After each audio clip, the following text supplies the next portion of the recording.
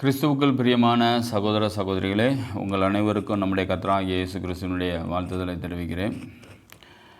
இயேசுவுக்கு அன்பான சீசன் யூதாஸ் ஸ்காரியோத் என்ற ஒரு தலைப்பிலிருந்து மூன்றாவது பாகத்தை இப்பொழுது நாம் பார்க்கலாம்.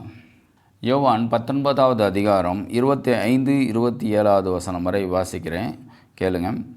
இயேசுவின் சிலுவையின் அருகே அவருடைய தாயும் அவருடைய தாயின் சகோதரி கிளையோப்பா மரியாளும் மகதலேனா மரியாளும் நின்று கொண்டிருந்தார்கள். அப்பொழுது இயேசு தம்முடைய தாயையும் அருகே நின்ற தமது அன்பாயிருந்த சீஷனையும் கண்டு தம்முடைய தாயை நோக்கி, ஸ்திரியே, அதோ உன் மகன் என்றார். பின்பு அந்த சீஷனை நோக்கி, அதோ உன் தாய் என்றார். அந்நேரம் முதல் அந்த சீஷன் அவளை தன்னிடமாய் ஏற்றுக்கொண்டான் என்பதே. ஆமென். இப்போ இந்த இடத்துல பொதுவாகவே எல்லாரும் சொல்லுவாங்க, இந்த இடத்துல சொல்லப்படுகிறது யோவானை குறித்து தானே சொல்லப்படுகிறது, எனவே அன்பான சீஷன் யோவான் தானே, இது எப்படி யூதாஸ் ஸ்காரியோத் என்று சில பேர் கேள்வி கேட்கலாம். இது பலமுறை அப்படின்னா எல்லாராலையும் யோவான் என்று அங்கீகரிக்கப்பட்டதை கூட நீங்கள் கவனிச்சிருப்பீங்க. உங்களுடைய பிரசங்கங்கள் மத்தியிலோ அல்லது பிரசங்கத்தை கேட்டு வேலைகளிலோ இது யோவானை குறித்து சொல்லப்பட்டதாக சொல்லியிருப்பதை நீங்கள் அறிந்திருக்கலாம். இந்த இடத்துல யோவான் இல்லை, யூதாஸ் ஸ்காரியோத் தான் என்பதை குறித்து தான் இந்த இயேசுவுக்கு அன்பான சீசன் யூதாஸ் ஸ்காரியோத் என்ற ஒரு புத்தகத்தில் எழுதியுள்ளேன். எனவே அதை இப்பொழுது பிரசங்க வாயிலாக பார்க்கலாம். இப்போ எப்படி யூதாஸ் ஸ்காரியோத் இந்த இடத்துல வர முடியும் என்பதை குறித்து நாம் சற்று தியானிப்போம். மார்க் 14வது அதிகாரம் 50வது வசனத்திலிருந்து 52வது வசனம் வரை வாசிக்கிறேன். அப்பொழுது எல்லாரும் அவரை விட்டு ஓடி போனார்கள். ஒரு வாலிபன் ஒரு துப்பட்டியை மாத்திரம் தன் மேல் போர்த்து கொண்டு அவர் பின்னே போனான். அவனை பிடித்தார்கள். அவன் தன் துப்பட்டியை போட்டுவிட்டு நிர்வாணமாய் அவர்களை விட்டு ஓடி போனான். இந்த இடத்துல பார்த்திங்கனாக்கா இயேசு சுவாமி பிடிபடுகின்ற வேளைகளில் இரவு நேரங்களில் அங்கிருந்த எல்லாரும், அந்த சிஷ்யர்கள் எல்லாரும் ஓடி போனார்கள் என்று இந்த இடத்துல சொல்லப்படுகிறது. அதிலும் ஒரு வாலிபன் என்ன பண்ணான், துப்பட்டியெல்லாம் விட்டு வஸ்திரம் இல்லாமல் நிர்வாணமாய் ஓடி போனான் என்று சொல்லப்படுகிறது. இப்போ இரவு வேளைகளில் இயேசுவை காட்டி கொடுத்த அந்த நேரங்களில் இரவு வேளைகளிலேயே எல்லா சிஷ்யர்களும் ஓடி போனார்கள் என்று இந்த இடத்துல சொல்லப்படுகிறது. மத்தேயு 26வது அதிகாரத்தில் அதே இரவு வேளைகளில் அவர் அப்படின்னா அதிகாலைக்கு முன்பு, சேவல் கூவதற்கு முன்பு 3 முறை மறுதலித்தார் என்று சொல்லப்படுகிறது. காரணம் என்னென்னா, அந்த அளவிற்கான ஒரு பயம். ஒருவேளை நம்மையும் அவர்கள் இயேசுவை போல சித்திரவர்த்தை கொடுப்பாங்களோ, இல்லை அடிப்பாங்களோ, இல்லை கொலை பண்ணுவாங்களோ என்ற ஒரு பயம் எல்லா சிஷ்யர்களுக்குமே இருந்தது. எனவே இப்படி இரவு நேரங்களிலேயே எல்லா சிஷ்யர்களுக்கும் ஒரு பயம் இருக்கிற பட்சத்தில் பகல் நேரங்களில் இயேசுவினுடைய சிலுவையின் இடத்தில் எந்த சிஷ்யனால் இருக்க முடியும் என்பது தான் ஒரு கேள்வி. எனவே அங்கே யோவான் இருக்க வாய்ப்பு இருக்குதான். அப்போ யோவான் இரவு நேரங்களில் எல்லாருமே ஓடி போனார்கள் என்று வேதம் சொல்கிறது. பகல் நேரத்தில் மாத்திரம் நானும் அவருடைய சிஷ்யர்களில் ஒருவன் தான் என்று சொல்ல முடியுமா?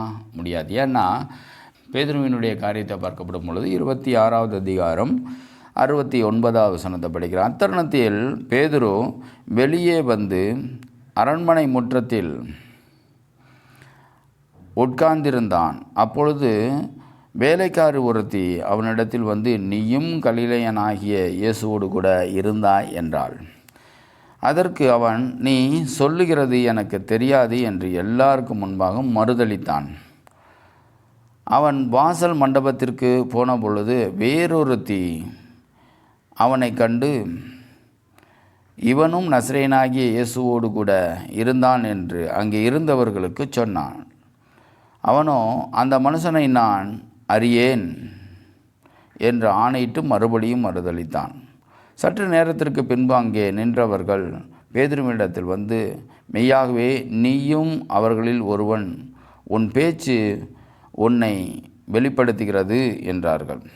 அப்பொழுது அவன் அந்த மனுஷனை அறியேன் என்று சொல்லி சபிக்கவும் சத்தியம் பண்ணவும் தொடங்கினான். உடனே சேவல் கூவிற்று என்று சொல்லப்படுகிறது. இப்போ இந்த இடத்துல பார்த்திங்கனாக்கா 3 முறையும் பேதுருவானவர் மறுதளிக்கிறார், சபிக்கவும் சத்தியம் பண்ணவும் தொடங்கினார், நான் அவனை அறியேன் என்று சொல்லியிருக்கிறார். இப்படி சொல்வதற்கு காரணம் என்ன அப்படின்னா, அவரை பிடித்தவர்கள் நம்மையும் பிடித்தார்களானால் நம்மையும் கொன்று போடுவார்கள் என்ற எண்ணம் தான்.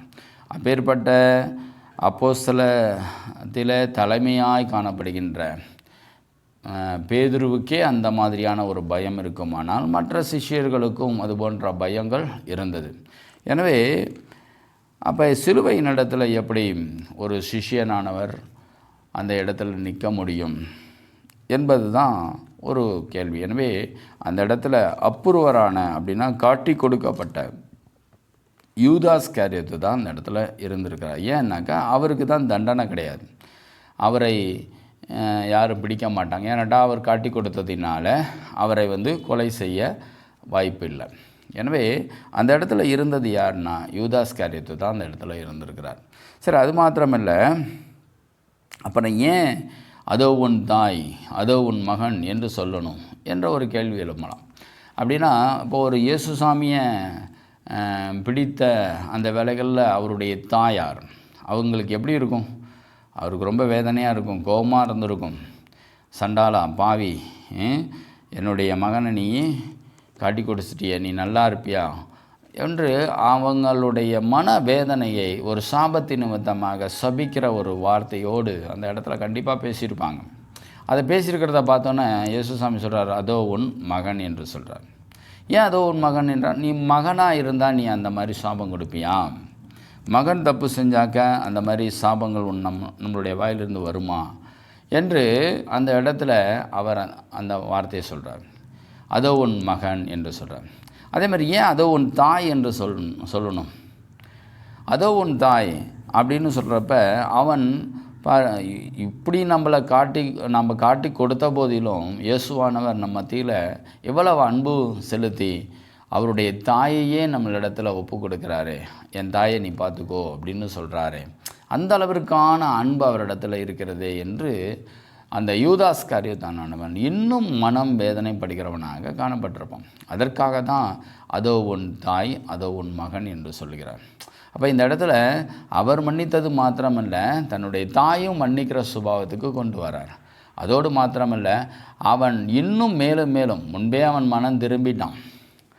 அதற்கு முன்பே அவன் மனஸ்தாபப்பட்டு தன்னுடைய பாவத்தை அறிக்கையிட்டு அந்த கொடுக்கப்பட்ட அந்த வெள்ளி காசுகளை ஆலயத்தில் எறிந்துவிட்டு வந்துட்டான். ஆனாலும் அவனுடைய மனசில் சிறு கரைகள் கூட இருக்கக்கூடாது. அவனுடைய இருதயம் நல்ல பரிபூர்ணமான சுத்திகரிக்கப்படணும் என்பதை நிமித்தமாக இயேசுசாமி அந்த இடத்துல ஒரு அன்பை வெளிப்படுத்துகிறார். எனவே அவன் இன்னும் வேதனைப்படுறான். என்னன்னு, தன்னுடைய தாயை கூட இவர் நம்மளிடத்தில் ஒப்பு கொடுக்குறாரு. அந்த அளவுக்கு ஒரு அன்பானவரை, அந்த அளவுக்கு ஒரு நேர்மையானவரை, ஒரு நம்மளை மன்னிக்கிறவரை, ஒரு உன்னதமானவரை நம்ம காட்டி கொடுத்துட்டோமேன்னு என்ற ஒரு வருத்தங்கள் அவனை இன்னும் உருவாகும்படியாக அந்த இடத்துல அவர் சொல்லியிருக்கிறார். அப்போ இயேசுக்கு அன்பான சிஷ்யன் யாருனாக்கா மற்ற சிஷ்யர்களால் அந்த இடத்துல இருக்க முடியாது. எனவே யூதாஸ் காரியத்து மாத்திரம்தான் சிலுவையின் இடத்துல இருக்க முடியும். எனவே இயேசுக்கு அன்பான சீசனாக யூதாஸ் காரியத்து தான் இருக்க முடியும். அப்போ யூதாஸ் காரியத்து இருந்தால் மற்ற 4 இடங்கள்லையும் அன்பான சிஷ்யன் என்று சொல்லப்படுகிறது. அப்போ அந்த இடத்துலலாம் யூதாஸ் காரியத்து தான் இருந்தாரானாக்க, ஆமாம், உண்மையாகவே அந்த இடத்துல அன்பான சிஷ்யன் என்று சொல்லுகின்ற எல்லா 5 இடங்கள் இருக்குது. அந்த 5 இடங்கள்லையுமே யூதாஸ் காரியத்து தான் இருந்தார். அதில் முதல் இடம் யோவான் 13வது அதிகாரத்தில் 23வது வசனத்தில் சொல்லப்படுது. யோவான் 13வது அதிகாரம் 23வது வசனம் 27வது வசனத்தை படிக்கிறேன், கேளுங்க.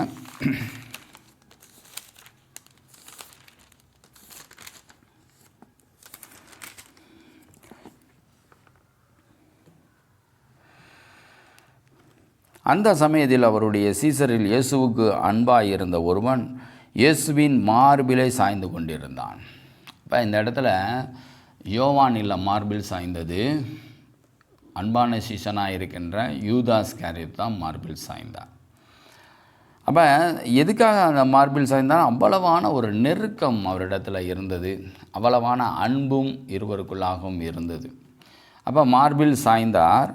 யாரை குறித்து சொல்லுகிறார் என்று விசாரிக்கும்படி சீமோன் பேதுரு அவனுக்கு சைகை காட்டினான்.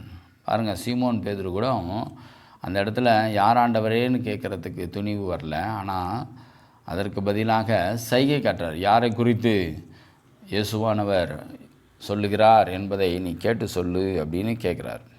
அப்போ அந்த இடத்துல அப்பொழுது அவன் இயேசுவின் மார்பிலை சாய்ந்து கொண்டு, ஆண்டவரே அவன் யார் என்றான். சாய்ந்து கொண்டே அவன் யார் என்றான். இயேசு பிரதித்திரமாக, நான் இந்த துணிக்கையை தோய்த்து எவனுக்கு கொடுக்கிறனோ அவன்தான் என்று சொல்லி துணிக்கையை தோய்த்து சீமோனின் குமாரனாகிய யூதாஸ் காரியத்துக்கு கொடுத்தார். இந்த இடத்துல யூதாஸ் காரியத்துன்னு வருது, அந்த இடத்துல அன்பான சீசன் வருதே. எனவே அன்பான சீசன் வேறு, யூதாஸ் காரியத்து வேறு என்று தான் நாமெல்லாம் நினைக்க தோணும். ஆக்சுவலாக மார்பிலை சாய்ந்து யார் ஆண்டவரே என்று கேட்டவன் தான் யூதாஸ் காரியோத். அந்த யூதாஸ் காரியோத்து மார்பிலை சாய்ந்த பிறகு, இந்த துணிக்கையை அவன் விட்டு விலகின பிறகு அந்த துணிக்கையை எடுத்து அந்த யூதாஸ் காரியத்துக்கு கொடுத்துருக்கிறார். அப்போ அந்த இடத்துல நீ தான் அவன் அப்படின்னு சொல்லாமல், அந்த மார்பிலை சாய்ந்து கொண்டு இருக்கிறவனை விட்டு விலகின பிறகு துணிக்கையை எடுத்து கொடுத்து இந்த இடத்துல சொல்லப்படுது யூதாஸ் காரியத்துக்கு கொடுத்தார் என்று. எனவே மார்பில் சாய்ந்தவனும் அவன்தான், அன்பான சிஷியனும் அவன்தான், யார் என்று கேட்டவனும் அவன்தான். அதோடு சேர்ந்து அந்த துணிக்கையை யூதாஸ் காரியத்துக்கு தான் கொடுத்தார். இது எல்லா நபரும் ஒன்றாவே இருக்குது. எனவே அப்போ ஏன் அப்பேற்பட்ட ஒரு அன்பான சிஷியனாக இருக்கிறவன் ஏன் காட்டி கொடுக்கணும்? நான் முன்பே சொல்லியிருந்தேன், அவனுக்கு சில சுபாவங்கள் இருக்குது. அப்படின்னா எல்லாருக்குமே 12 அப்போஸ்தலர்களுக்குமே இயேசுவானவர் ஒரு ராஜாவாக காணப்படணும் என்கின்ற ஒரு எண்ணங்கள் எல்லாருக்குமே இருந்தது. யோவான் 6வது அதிகாரத்தில் 15வது வசனத்தில் அவர் ராஜாவாகும்படியாக அவர்கள் எதிர்பார்த்தாங்க. ஆனாலும் அந்த இடத்துல அவர் மறைந்து போனார் என்று நம்ம பார்க்குறோம். அதே யோவான் 12வது அதிகாரத்தில் கூட 36வது வசனத்தில் அவர் மறைந்தார் என்று கூட நம்ம பார்க்குறோம். அப்போ இந்த மாதிரியான சூழ்நிலைகளில் இந்த இடங்கள்லையும் அவர் மறைந்துடுவார். அப்போ ஆசாரியர்களுடைய இருதயம், மூப்பர்களுடைய இருதயம், பரிசேயர்களுடைய இருதயம் இன்னும் அவர்கள் இடறி போயிடுவாங்க. அப்போ இவரை நம்மளால் ஒன்றும் செய்ய முடியாது, இவரை நம்ம கொலை செய்ய முடியாது. ஏன்னடா நான் முன்பே சொன்னேன், அப்படின்னா இஸ்ரவேலர்கள் ஆசாரியர்கள் இயேசுவை கொலை செய்யும்படியாக பல வேலைகளில் பல இடங்களிலே வகை தேடிக்கொண்டே இருந்தார்கள். அப்போ அந்த சான்ஸ் எப்போ கிடைக்கும்னு எதிர்பார்த்துக்கிட்டே இருந்தாங்க. அந்த வேலைகள்லாம் யூதாஸ் காரியத்து, நான் அவரை காட்டி கொடுக்குறேன், நீங்கள் எனக்கு எவ்வளோ தருவீங்க அப்படின்னு கேட்கப்படும் பொழுது 30 வெள்ளி காசு அவர்கள் பேசி நிர்ணயம் பண்ணினார்கள். எனவே அதனுடைய நோக்கம் காசுக்காக அல்ல, அவனுடைய நோக்கம் இயேசு இடறுகின்ற வேலைகள் இல்லை, இயேசு அந்த இடத்துல காணாமல் போகின்ற வேலைகளில் அங்கே இருக்கிற ஆசாரியர்கள், மற்றவர்கள், மூப்பர்கள், பரிசேயர்கள்லாம் இடறி போயிடுவாங்க, அவர்களுடைய மனம் சோர்ந்து போயிடும். எனவே வருகின்ற நாட்களில் இயேசுவை ராஜாவாக மாற்ற முடியும் என்ற ஒரு சிந்தனை. மொத்தம் இவனும் இயேசுவினிடத்தில் நீங்கள் ராஜாவாகிறதுக்கு எல்லா தகுதியும் இருக்குது என்று சொல்லி அவன் பல முறை பேசியிருந்திருப்பான். அவர் பேசாமல் இருந்தது கிடையாது, பேசாமல் இருந்திருக்க மாட்டான். அதே சமயத்தில் அதை இயேசுவானவர் தவிர்த்து அவனிடத்தில் பேசியும் இருந்திருப்பார். பட் இதெல்லாம் வேதத்தில் சொல்லப்படலைன்னாலும் அவனுடைய சிந்தனை அது மாதிரி தான் இருந்தது. என்ன காரணம் அப்படின்னா, அவனுடைய எண்ணமே என்னன்னாக்க இயேசுவை ராஜாவாக மாற்றணும் மற்றும் இந்த இஸ்ரவேலர்களுக்கு ஒரு பெரிய ஒரு சுதந்திரம், ரட்சிப்பை கொடுக்கணும் அப்படின்னா, ஆவிக்குரிய ரட்சிப்பில் உலக பிரகாரமான ரட்சிப்பு, விடுதலையை கொடுக்கணும் என்ற ஒரு எண்ணம் அவனுக்கும் இருந்தது. மற்ற சிஷ்யர்களுக்கும் அவன் ஒரு தூண்டப்பட்டவனாக இருந்திருக்கலாம், அவர்களுக்கும் அந்த சிந்தனை இருந்தது. அப்படின்னா ஒரு சமூக சீர்திருத்த சிந்தனை, ஒரு மக்கள் நல்லா இருக்கணும், இஸ்ரவேலர்கள் சுகத்தோடு ஆரோக்கியத்தோடு சமாதானத்தோடு அடிமையாக இருக்கக்கூடாது என்ற ஒரு சிந்தனை எல்லா ஒரு குடிமக்களுக்கும் இருக்கும் இல்லையா. அந்த மாதிரியான சிந்தனைகள் இந்த 12 அப்போஸ்தலர்களுக்கும் இருந்தது. அதில் அதிகமாக இருந்தது யாருக்குன்னாக்க இந்த யூதாஸ் காரியக்கும் தான். ஏன் அதிகமாக இருந்துச்சுனாக்கா, அவன் அந்த அளவிற்கான ஒரு எதிர்மறையான ஒரு கருத்து சிந்தனை உள்ளவனாக கூட இருந்தான். இயேசுசாமி சொல்கிற பேச்சை இவன் சொல்கிற பேச்சை இயேசுசாமி கேட்கணும் அப்படிங்கிற ஒரு எண்ணங்கள் உள்ளவனாக இருக்கிறான். அப்படி கேட்காத பட்சத்தில் இவன் ஒரு சில வேலைகளில் ஆண்டவருக்கு ஒரு கிறுக்கிறி பண்ணுகிற ஒரு மனநிலை உள்ளவனாக கூட இருந்திருப்பான். அப்படி ஒவ்வொரு நாட்களிலும் ஒரு இடையூறாகவே யூதாஸ் காரியத்து இயேசுவுக்கு இருந்திருக்கிறான். ஆனாலும் தேவன் பலமுறை சொல்கிறாரு, என்னன்னு, இவன் தான் என்னை காட்டி கொடுக்க போகிறான் என்றெல்லாம் சொல்கிறார். காட்டி கொடுக்குறவனுக்கு ஐயோன்னு சொல்கிறார். அவன் பிறவாதிருந்தால் நலமாக இருக்குன்னு சொல்கிறாரு. இப்படி பல முறை அவனை குறித்து ஒரு எச்சரிக்கை கொடுக்குறார். அவனுக்கே ஒரு எச்சரிக்கை கொடுக்குறார். நீ தான் இப்படி இருக்கிற, நீ தான் என்னை காட்டி கொடுக்க போகிற, எனவே இப்பயே மனம் திரும்பு, இந்த சுபாவத்திலிருந்து வெளியில் வா அப்படின்னு சொல்கிறான். ஆனால் அவன் அதை பெருசாக எடுத்துக்கல. ஏன் அப்படின்னாக்கா அதெல்லாம் அப்படிலாம் நடக்காது, அப்படிலாம் நடக்காது அப்படிங்கிற ஒரு எண்ணம் அவனுக்குள்ளே இருந்தது. அவனுக்குள்ளே ஒரு எதிர்மறை சிந்தனை இருந்துச்சு. ஆனால் ஆண்டவரை ஒரு விரோதியாக பார்க்கலாம். அவர் மத்தியில் இவனும் ஒரு அன்புள்ளவனாக தான் காணப்பட்டான். ரொம்ப ரொம்ப நெருக்கம் உள்ளவனாக இருந்தான். அதுதான் அந்த மார்பில் சாய்ந்தவனாக கூட இருக்கிறான். அப்போ அந்த அளவுக்கு ஒரு நெருக்கம் உள்ளவன் தான் யூதாஸ் இஸ்காரியோத். ஆனால் அவருடைய பேச்சை எல்லா விஷயத்துலையும் கேட்கிற குணம் கிடையாது. பணப்பை அவன் மத்தியில் இருந்ததுனால ஒரு ஜாலியாக, இந்த உலகத்தில் நம்ம ஜாலியாக இருக்கணும். இன்றைக்கு அநேக போதகர்கள் கூட ஆண்டவர் கிருபையாக நம்மளை ஆசீர்வச்சிருக்கார், எனவே ஐஸ்வர்யத்தை குறித்து ஒரு பிரசங்கம் பண்ணி ஒரு செழிப்பின் உபதேசத்தை பேசுகிறாங்க இல்லையா. சேம் அதே போல் தான் அந்த யூதாஸ் இஸ்காரியோத்துக்கும் ஒரு செழிப்பின் சிந்தனை இருந்தது. உலகப்பிரகாரமான செழிப்பு, ஆவிக்குரிய செழிப்பு இல்லை, உலகப்பிரகாரமான செழிப்பு. நம்ம ஏன் இப்படி இருக்கணும், நம்ம ஏன் வறுமையான ஒரு நிலைகளில் இருந்து நம்ம ஊழியம் செய்யணும் என்ற ஒரு எண்ணங்கள்லாம் அவனுக்குள்ளாக இருந்தது. அவனுக்கு மட்டும் இல்லை, எல்லாருக்கும் அவன் ஆகாரத்தை வாங்கி கொடுத்து அவர்களை திருப்தி அடைய செய்கிறவனாகவும், ஒரு ஊழியத்தில் ஒரு கடினமான பாதையை கொடுக்காம ஒரு லகுவான பாதையை மாத்திரமே காண்பித்த ஒரு நிலைகளில் இருப்பான். அப்போ ஆண்டவர் இயேசுசாமி ஆவிக்குரிய விஷயத்தில் இன்னும் உறுதிப்படும்படியாக அவர் பல முறைகள் சிஷ்யர்களுக்கு உணர்த்தினாலும் அவர்கள் அந்த உணர்த்துதல்லாம் கேட்கல. அதனால தான் அவர்கள் இரவு நேரங்கள் அதிகமான ஜெபம் இல்லாமல் இருந்திருப்பாங்க. இரவு நேரங்களில் அவர் ஜெபிக்கிற வேளையில் இவங்க தூங்கிட்டு இருந்திருக்கிறாங்க. ஏன் இயேசு கிறிஸ்து பிடிபடுவதற்கு முன்பு கூட மத்தேயு 26வது அதிகாரத்தில் 40வது வசனத்தில் கூட அவர்கள் நித்திரை செய்து கொண்டு இருந்தார்கள் என்று சொல்லப்படுது. இதுக்கெல்லாம் காரணம் என்னென்னா, அவர்களுக்கு அந்த பழக்க வழக்கங்கள், அவங்க பழக்க வழக்கங்களில் அதிக நேரம் ஜெபிக்கிற அந்த உணர்வுகள் இல்லாமல் கூட இருந்திருக்கிறாங்க. இதனால் அவங்க அந்த டைமில் நித்திரை செய்தாங்க. இதுக்கெல்லாம் ஒரு காரணம் என்னென்னாக்கா, ஒரு சொகுசான காரியங்கள், சொகுசான ஒரு வாழ்க்கையை யூதாஸ் இஸ்காரியோத் அவ்வப்போது அந்த சிஷ்யர்களுக்கு ஆகாரத்தை நிமித்தமாகவும் அவங்களுடைய தேவைகளை சந்திப்பது நிமித்தமாக கொடுத்துருந்தான். அதனால் அவனுடைய இருதயம் முழுவதுமே ஒரு பிசாசினுடைய சிந்தனையாகவே இருந்தது. இயேசுசாமி அப்பத்தை கொடுத்து அப்பத்தை பிட்டு அவனுடைய வாயில் வைக்கப்படும் பொழுது சாத்தான் புகுந்தான் என்று வேதத்தில் சொல்லப்படுகிறது. ஆக்சுவலாக அவனுடைய சிந்தனையே அந்த ஒரு உணர்வுகளில் தான் இருந்தது. அப்புறம் ஏன் அவனுக்கு அப்பத்தை பிட்ட வேலைகளில் தான் சாத்தான் புகுந்தானா என்று பார்க்கப்படும் பொழுது அப்படி இல்லை. அதனுடைய நோக்கம், அப்போ ஆண்டவரே அவன் சாத்தானை புகும்படியான ஒரு காரியத்தை சொன்னாரானாக்கா அப்படி இல்லை. ஆக்சுவலாக அவனுடைய சிந்தனையெல்லாம் பாவத்தின் சிந்தனையாக இருந்ததினால அவனிடத்தில் அப்பத்தை கொடுக்கப்படும் போது சாத்தான் புகுந்தான். அப்போ அதிகாரம் யாரிடத்துல இருக்குது? தேவனிடத்தில், இயேசுவின் இடத்துல இருக்குது என்பதை உணர்த்தும்படியாக தான் அந்த இடத்துல அந்த சாத்தான் புகுந்தான் என்று சொல்லப்படுகிறது. அப்படின்னா அவர் பர்மிஷன் இல்லாமல் எந்த ஒரு காரியமும் நடப்பதில்லை. அவர் பர்மிஷன் இல்லாமல் எந்த ஒரு காரியமும் யாருக்கும் நடக்கிறதில்லை. எனவே அவருடைய பர்மிஷனால் தான் யூதாஸ் இஸ்காரியோத் சொல்கிறான், காட்டி கொடுக்குறான் என்பதை அடையாளப்படுத்தும்படியாக சொல்லப்படுகிறது. அதுக்காக இப்போ யூதாஸ் இஸ்காரியோத் மேலே தப்பு இல்லையா அப்படின்னாக்கா, அவன் மேலே தப்பு அதிகமாக இருந்தது. அதுக்காக ஒன்றும் பரிசுத்தவான் கிடையாது. எல்லாரை காட்டிலும் அவன் அந்த 12 அப்போஸ்தலர்களே எல்லாரை காட்டிலும் இவன் ஒரு பாவி தான். நம்ம பொதுவாகவே குப்பை தொட்டியில் தான் குப்பையை போடுவோம். ஏன்னாடா அந்த குப்பை தொட்டியில் குப்பை இருக்குது, அதனால் இந்த குப்பையும் அங்கே போடுவோம் அப்படிங்கிற ஒரு மனநிலை. அதுபோல் தான் அதிகப்படியான பாவத்தில் இருந்தவன் தான் யூதாஸ் இஸ்காரியோத். மற்ற சிஷ்யர்கள்லாம் சொல்லுவதை கேட்கிற ஒரு மனநிலைகள் இருந்தாங்க. ஆனால் இவனுடைய குணமும் சொல்லுவதுக்கு எதிர்மறையாக செய்கிறது. ஏன் அப்படி செஞ்சாயின்னா, இப்படி செஞ்சாயின்னா, ஏன் அப்படி செஞ்சால் தப்பா அப்படின்னு ஒரு எதிர்மறையான காரியங்களை கேட்கிற மனோபாவனை உள்ளவன் தான் யூதாஸ் இஸ்காரியோத். அது நிமித்தமாக தான் அவனை எவ்வளோ சொன்னாலும் எவ்வளோ அவனுக்கு உணர்த்தினாலும் அவனுடைய மனநிலைகளில் அவன் புரிந்து கொள்ளுகின்ற அந்த மனநிலை இல்லை. அப்போ அப்பேற்பட்ட ஒரு மனநிலைகளில் இருக்கிறவனால தான் இந்த மாதிரியான காரியங்கள் செய்ய உற்சாகப்படுவான், தோணும் என்பதற்காகவே அவனை தேவன் தெரிந்து கொண்டார். எனவே பரிசுத்தவானை தெரிந்து கொள்ளல, அதிகப்படியான எல்லாரை காட்டிலும் பாவியாக இருந்ததினால அவன் காட்டி கொடுப்பதற்காக தெரிந்து கொள்ளப்பட்டவனாக இருக்கிறான்.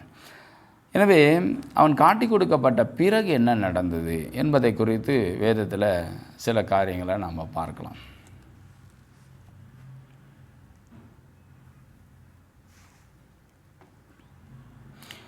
மத்தேயு 26வது அதிகாரம் 58வது வசனம் சொல்லப்படுகிறது.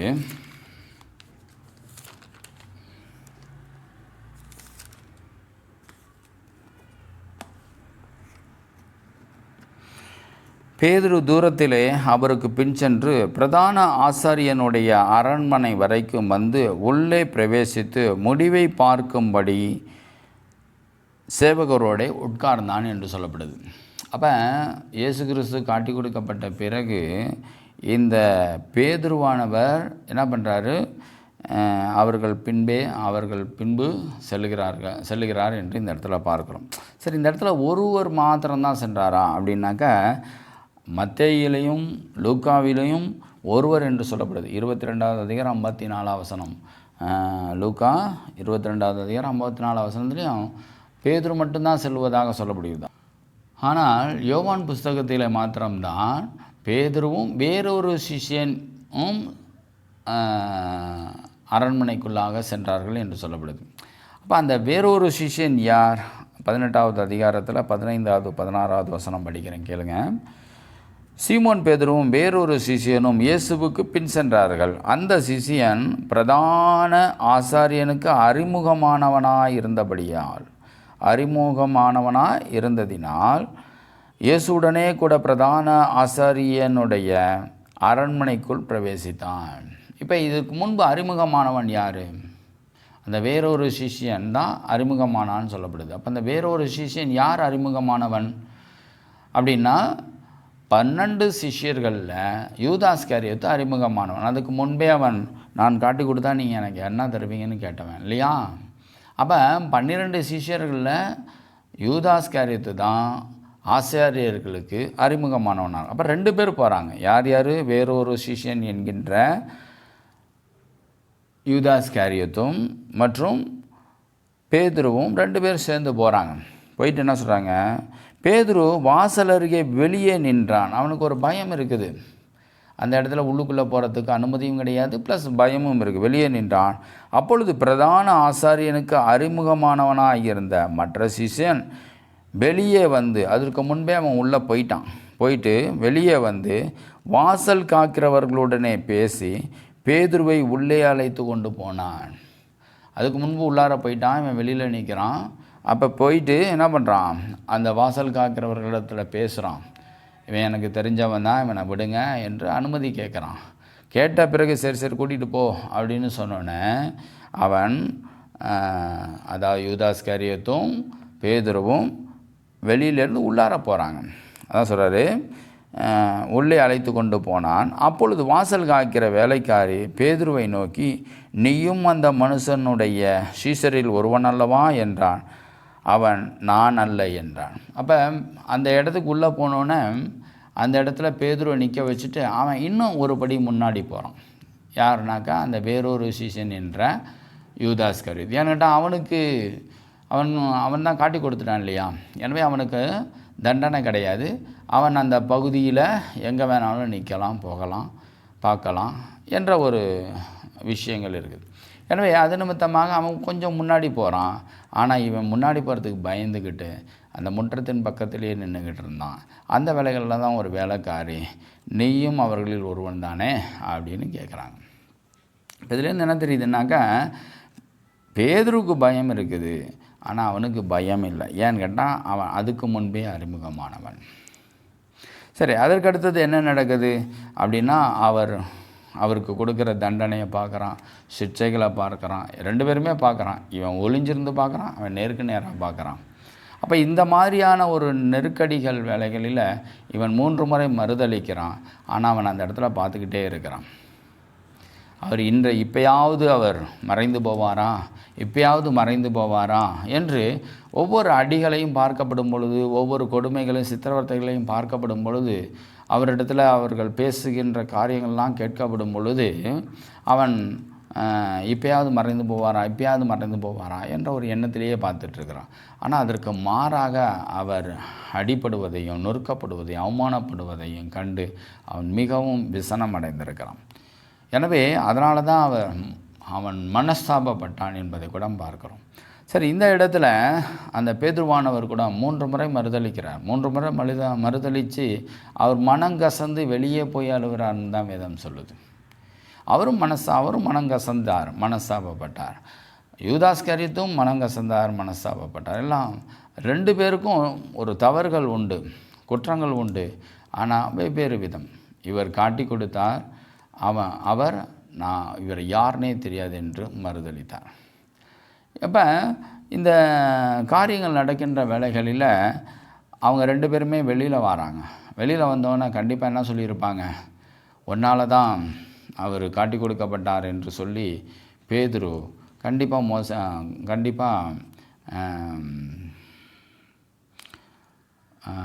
பேதுரு யூதாஸ்காரியத்தை கடிந்து கொண்டிருப்பார். அப்போ கடிந்து கொள்கிறப்ப அவனுக்கு இன்னும் அவங்களுக்குள்ள 2 தர்க்கங்கள் இருக்குது. இல்லை, நான் அப்படின்லாம் நினைக்கல, இப்படியெல்லாம் ஒன்றும் தெரியல, அந்த டைமில் இப்படி பண்ணார், இந்த டைமில் இப்படி பண்ணார், அதுபோல் தான் இந்த டைம்லேயும் அவர் மறைந்து போவார் என்ற ஒரு மனநிலைகளில் இருந்தேன், அப்படி இப்படின்னு சொல்லி 2 பேருக்கும் வாக்குவாதங்கள் நடந்து கொண்டே இருக்குது. அப்போ அதில் 27வது அதிகாரம் 1வது வசனத்தில் சொல்லப்படுகிறது, விடியற்காலமான போது சகல பிரதான ஆசாரியரும் ஜனத்தின் மூப்பரும் இயேசுவை கொலை செய்யும்படி அவருக்கு விரோதமாக ஆலோசனை பண்ணி அவரை கட்டி கொண்டு போய் தேசாதிபதியாகிய பொந்தியு பிலாத்துவினிடத்தில் ஒப்பு கொடுத்தார்கள். அப்பொழுது அவரை காட்டி கொடுத்த யூதாஸ் அவர் மரணாக்கினைக்குள்ளாக தீர்க்கப்பட்டதை கண்டு மனஸ்தாபப்பட்டு அந்த 30 வெள்ளிக்காசை பிரதான ஆசாரியரிடத்திற்கும் மூப்பரிடத்திற்கும் திரும்ப கொண்டு வந்தான் என்று சொல்லப்படுகிறது. அப்போ அன்னவரை அவர் திரும்ப இந்த யூதாஸ்காரியோத்தானவர் என்ன பண்ணல, மறுபடியும் அவர் அன்னவரை அவருடைய இருதயம் கடினமாகவே இருந்தது. இயேசுசாமி அவர் மறைந்து போவார் என்ற எண்ணத்திலே இருந்தார். எப்போ அவருக்கு விசாரணையெல்லாம் முடிந்து தீர்ப்பு ஆனதை கண்டு, அதான் சொல்கிறார், அவர் மரணாக்கினைக்குள்ளாக தீர்க்கப்பட்டதை கண்டு. இப்போ இயேசுவை பிலாத்துவின் இடத்துல கொண்டு போகிறாங்க. அங்கே தீர்ப்பான பிறகு தான் இந்த யூதாஸ்காரியத் என்பவர் திரும்ப ஆலயத்துக்கு வந்து ஆசாரியர்களை பார்த்து அவர்களிடத்தில் நான் குற்றமில்லாத இரத்தத்தை காட்டி கொடுத்தேன்னு சொல்கிறார். இப்போ 2வது முறை ஆலயத்துக்கு ஆசாரியரை பார்க்கும்படியாக போகிறார். அப்போ 2வது முறை ஆசாரியர்களை மறுபடியும் பார்க்க போகிறார். அப்போ போன பிறகு அந்த காசெல்லாம் தூக்கி போடுறாரு. நான் மனஸ்தாபப்படுறாரு, குற்றமில்லாத இரத்தத்தை காட்டி கொடுத்தேன் என்று சொல்கிறாரு. அடுத்ததாவது நான் பாவம் செய்தேன்னு சொல்கிறாரு. அந்த பணங்களையும் தூக்கி போடுறார். இப்போ இதெல்லாம் நடந்த பிறகு அவர் திரும்ப சிலுவையின் இடத்துல வந்திருக்கிறார். சிலுவையின் இடத்துல வந்த பிறகு தான் இந்த சம்பவங்கள் நடக்கிறது. அதோ உன் தாய், அதோ உன் மகன் என்று இயேசுவானவர் யூதாஸ்காரியத்தை பார்த்தும் தன்னுடைய தாயாகிய மரியாளை பார்த்தும் சொல்லப்பட்டதை நாம் பார்க்கிறோம்.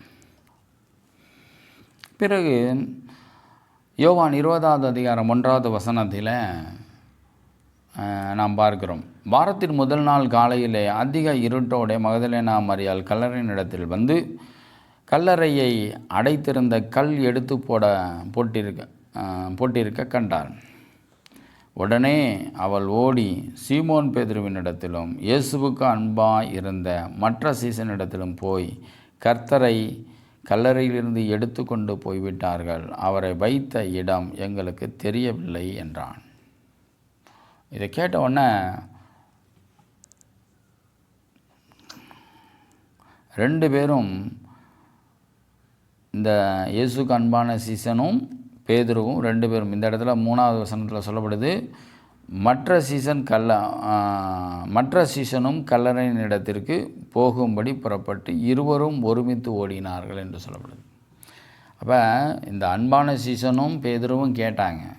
ஆனால் 3வது வசனத்தில் இந்த அன்பான சீசனை தான் மற்ற சீசன் என்று சொல்லப்படுது. யூதாஸ்காரியத்துக்கு அடைமொழியாக, அதாவது அவனுடைய பேரை மாற்றி, பேரை அன்பான சிஷ்யன் என்றும் மற்ற சிஷ்யன் என்றும் வேறொரு சிஷ்யன் என்றும் காட்டி கொடுப்பவன் யார் என்று கேட்டவனும் என்றும் இப்படி யோவான் புஸ்தகத்தில் அந்த யூதாஸ்காரியோத் என்று வருகின்ற இடங்களெல்லாம் இப்படி பெயர்கள் மாற்றப்பட்டிருக்கு. அதுக்கு காரணம் என்னென்னு நான் கடைசியாக சொல்கிறேன். எனவே இப்படி மற்ற சீசனும் ஓடுறப்ப 4வது வசனம் சொல்லப்படுது, பேதுருவை பார்க்கிலும் மற்ற சீசன் துரிதமாய் ஓடி முந்தி கல்லறையின் இடத்தில் வந்தான். ஏன்னா அவனுக்கு தான் இயேசு சாமியை காட்டி கொடுத்ததினால் அவர் இறந்து போனார் என்பதினால் அவனுக்கு தான் அதிகப்படியான ஒரு தாக்கங்கள் இருந்தது. அதனால் அவர் இப்போ என்ன ஆனார், எப்படி இருக்கிறார் அப்படிங்கிற ஒரு தாக்கம் அதிகமாக இருந்ததுனால அவன் முன்னாடி ஓடுறான். ஆனால் அங்கே முன்னாடி ஓடின பிறகு உள்ளுக்குள்ளே போகிறதுக்கு தன்னுடைய குற்றத்தின் நிமித்தமாக அவனுடைய இருதயம் தடையாகுது. எனவே உள்ளே போகிறதுக்கு அவன் அங்கேயே நிற்கிறான். அதான் சொல்கிறாரு 4வது வசனத்தில், பேதுருவை பார்க்கிலும் மற்ற சீசன் துரிதமாய் ஓடி முந்தி கல்லறையினிடத்தில் வந்து அதற்குள்ளே குனிந்து பார்த்து சீலைகள் கிடைக்கிறதை கண்டான். ஆனாலும் அவன் உள்ளே போகவில்லை. சீமோன் பேதுரு அவனுக்கு பின்னே வந்து கல்லறைக்குள் பிரவேசித்து சீலைகள் கிடைக்கிறதையும் அவருடைய தலையில் சுற்றி இருந்த சீலை மற்ற சீலைகளுடன் வைத்திராமல் தனியே ஒரு இடத்தில் சுருட்டி வைக்கப்பட்டிருக்கிறதையும் கண்டான் என்று சொல்லப்படுது. அப்போ இயேசுசாமி உயிர்த்தெழுந்தார் என்பதை இவன் பார்க்கல, 2 பேரும் பார்க்கல. ஆனால் நம்பும்படியான காரியங்கள் நடந்ததை பார்த்து ஒரு விதத்தில் மனசில் சந்தோஷம் இருந்திருக்கும். அதோடு சேர்ந்து இருவருக்கும் அந்த வேலைகள்லேயும் தர்க்கம் நடந்துக்கிட்டே இருக்குது. இயேசு கிறிஸ்து காட்டி கொடுக்கின்ற வேலையை விட்டுட்டு எப்போ அடிபட்டாரோ அப்பையிலேருந்து இருவருக்கும் தர்க்கங்கள் இருந்தது. ஆனால் காட்டி கொடுவதற்கு முன்பு இருவரும் ரொம்ப க்ளோஸ் ஃப்ரெண்டு, சிநேகிதர்களாக இருந்திருப்பாங்க. ஏன்னாட்டா அந்த அளவுக்கு ஒரு ஜாலி டைப்பாக தான், ஒரு கேஷுவலான ஒரு மனநிலையில் இருந்தவன் தான் யூதாஸ்காரியோத். எல்லாருக்கும் தேவைகளை செய்தவனாக இருந்திருக்கிறான். அதோடு சேர்ந்து அப்படின்னா வந்த காணிக்கையில் அப்படி செஞ்சுருக்கிறான். ஒன்றும் தனியாக அவனுடைய காசை செய்யலை. வந்த காணிக்கைகளை ஆண்டவர் சொல்கிறதுக்கும் அதிகமாக சில காரியங்கள் எடுத்து செய்கிறது, வர்றது, போகிறது. அதை ஆண்டவர் கேட்குறதில்ல. ஏன்னு கேட்டால் அவங்களுக்கு மனநிலைகளை பார்த்துட்டு அப்படியே ஆண்டவரும் விட்டுருக்கிறார். எனவே அப்படி ஒரு க்ளோஸ் ஃப்ரெண்டாக தான் பேதுரு ஆரம்பத்தில் இருந்தார். என்றைக்கு இயேசுவை காட்டி கொடுத்து அந்த பிரச்சனை நடந்தது அப்போலேருந்து சில கருத்து வேறுபாடுகள், குற்ற உணர்வுகள் 2 பேருமே தாக்குனுச்சு. நானும் தப்பு பண்ணிட்டேன், அதாவது என்ன, நான் அவரை பிடிக்கின்ற வேலைகளில் நான் மறுதளிச்சிட்டேன், தப்பு பண்ணிட்டேன் அப்படிங்கிற ஒரு குற்ற உணர்வு இருந்தது. இவனுக்கு காட்டி கொடுத்த குற்ற உணர்வு இருந்தது. அப்பொழுது இருவருக்கும் போதுமான ஒரு பிரிவினைகள் வரல. இப்போ இந்த பார்த்திங்கன்னா உயிர்த்தெழுதல் வேலைகளில் கூட 2 பேரும் ஒன்றா தான் இருக்கிறாங்க. அப்போ கூட அவங்களுக்கு பிரிவினைகள் வரல. அப்போ எப்போ பிரிவினைகள் நாளுக்கு நாள் முத்த ஆரம்பிச்சிச்சு அப்படிங்கிறத நம்ம பார்ப்போம். எனவே இந்த இடத்துல அந்த மாதிரியான சூழ்நிலைகள் வந்தது. அதற்கடுத்தது யோவான் 20வது அதிகாரம் 20வது வசனத்தில் படிக்கிறேன், கேளுங்க. அவர் இப்படி சொல்லி தம்முடைய கைகளையும் விலாவையும் அவர்களுக்கு காண்பித்தார். சீஷர்கள் கர்த்தரை கண்டு சந்தோஷப்பட்டார்கள். இயேசு மறுபடியும் அவர்களை நோக்கி, உங்களுக்கு சமாதானம் உண்டாவதாக, பிதா என்னை அனுப்பினது போல நானும் உங்களை அனுப்புகிறேன் என்று சொல்லி அவர்கள் மேல் ஊதி பரிசுத்த ஆவியை பெற்றுக்கொள்ளுங்கள். எவர்களுடைய பாவங்களை மன்னிக்கிறீர்களோ அவைகள் அவர்களுக்கு மன்னிக்கப்படும். எவர்களுடைய பாவங்களை மன்னியாதிருக்கிறீர்களோ அவைகள் அவர்களுக்கு மன்னியாதிருக்கும் என்றார். அப்போ அடுத்தது மன்னியாதிருக்கும் என்றார். எனவே இப்போ இந்த இடத்துல யூதாஸ்காரியத்து இருந்தாரா அப்படிங்கிற ஒரு கேள்வி. மற்ற எல்லா இடங்களிலும் 11 சிஷ்யர்கள் இருந்தார்கள் என்று மத்தேயு புஸ்தகத்தில், லூக்கா புஸ்தகங்கள்லாம் இருக்கும். ஆனால் இந்த இடத்துல மட்டும்தான் 11 பேர் யார் என்று சொல்லப்பட்டிருக்கும். இந்த இடத்துல பாருங்கள், 24வது அதிகாரத்தில் இயேசு வந்திருந்தபோது 12 ஒருவனாகிய தித்தீமு என்னப்பட்ட தோமா என்பவன் அவர்களுடனே இல்லை. அப்போ முதலாவது தரிசனத்தில் 12 பேரில் ஒரு சிஷ்யன் இல்லை. யார் அப்படின்னா தித்திமு என்கிற தோமா. அப்போ 11 சிஷ்யர்கள் இருந்திருக்கிறாங்க. அந்த 11 சிஷ்யர்களை யார் அப்படின்னா யூதாஸ்காரியத்தும் அந்த இடத்துல இருந்திருக்கிறார். அவங்களுக்குள்ள அன்றைய வரை ஒரு சிறு குழப்பத்தோடு, மனஸ்தாபத்தோடு, கருத்து வேறுபாடோடு எல்லோரும் ஒன்றாக தான் இருந்திருக்கிறாங்க. இயேசுசாமி முதலாவது உயிர் தெழுந்து முதல் முறை அப்போஸ்தலர்களுக்கு தரிசனமாகிற வேலைகளில் யூதாஸ் இஸ்காரியோத்தாங்க இருந்திருக்கிறார். அப்போ பரிசுத்த ஆவியை அவரும் பெற்றுக்கொண்டார் என்று தான் இந்த இடத்துல நம்ம பார்க்குறோம். 12 பேருக்கும் 10 பேர் முன்னாடி நில்லுங்க, 1 பேர் பின்னாடி நில்லு, இல்லை நான் அவனை பரிசுத்த ஆவியில் நிரப்ப மாட்டேன் அப்படின்னு சொல்லியிருப்பாரா? கிடையாது. ஏன்னு கேட்டினா அவனை சிலுவை நடத்தலையே அவனை மன்னித்த தேவன் இந்த இடத்துல அவனை கடிந்து கொண்டோ இல்லை அவனை தூரப்படுத்துகிற ஒரு மனநிலை இருக்குமானா நிச்சயமாக இருக்காது. எனவே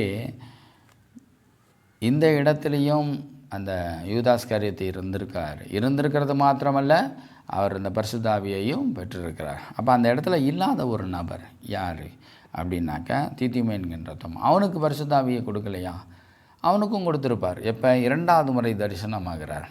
2வது முறை தரிசனமாகிறப்ப ஏன்னாட்டா அவன் அவருடைய விழாவை தொட்டு பார்த்தால் தான் நம்புவேன், அவர்களுடைய கைகளை நான் தொட்டு பார்த்தா தான் நம்புவேன்னு சொன்னோன்னே 1 வாரங்கள் கழித்து 8 நாள் கழித்து அவர் என்ன பண்ணுறாரு? மறுபடியும் தரிசனமாகிற வேலைகளில் 12 பேரும் இருந்திருக்கிறாங்க. 12 பேருக்கும் அவர் பரிசுத்த ஆவியை ஊற்றியிருப்பார். ஏன்னாட்டா ஒவ்வொரு முறையும் அவர் வரப்பெல்லாம் அவர்களை பலப்படுத்தினா பரிசுத்த ஆவியினால் அவர்களை அபிஷேகம் பண்ணினார்.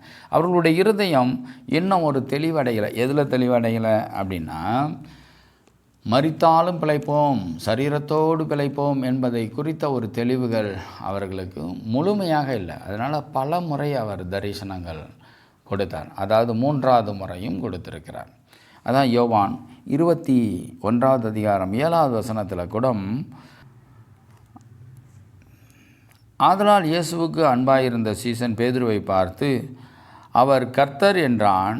அவர் கர்த்தர் என்று சீமோன் பேதுரு கேட்டவுடனே தான் வஸ்திரமில்லாதவனாய் இருந்தபடியினால் தன் மேல் சட்டையை கட்டி கொண்டு கடலிலே குதித்தான் என்று சொல்லப்படுகிறது.